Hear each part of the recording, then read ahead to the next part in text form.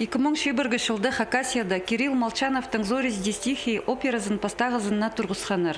Ол улуғ театр кішік регионға проект хостра шуштасқа керілген. Ойын Борис Васильевтың «Азори здесь тихие» шоу хостра шайылған.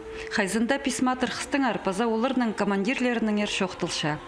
Аны Санкт-Петербургтағы режиссер Ольга Маликова филармонияның артистерінің хады сцена сығарған. Мұнда шусазры шаяша арылысқан.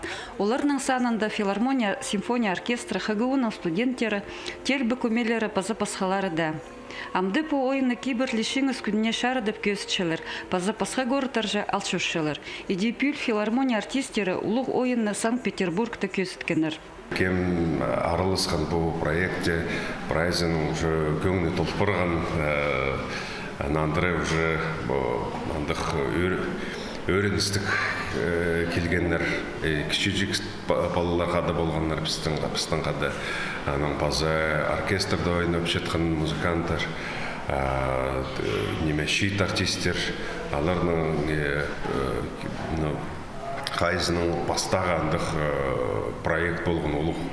Аның үшін Санкт-Петербургқа жүргенде прайзы морсыншылар, өріншілер. Улуғ горыта шаға шардылған операны 5-6 мың жықызы көріп алған. Өнінді кадеттер, полиция, ша, ОМОН тоғынжылары, паза ветеранар болғанар. Өн режиссерінің шоуының сценада пістің артистер прай шаяшыларын, паза таланттарын көрікжілерге көзіткенір. Ойын соның қарықтары шастын парғанда кізлер білдіргенір. Я шемен мұнда 10 рөлді толдырғам. Аның үшін маға бозымада қымық болған. Көр балаға бозымның күштерімді қайди ұлық сценаға сық келіп банда немені бозымның пілшетқан прай немелерімді толтыраға біде кізлерге, на кізлерге, ұлық городтың кізлеріне, шон городтың кізлеріне, көрікшілеріне күйіздегі.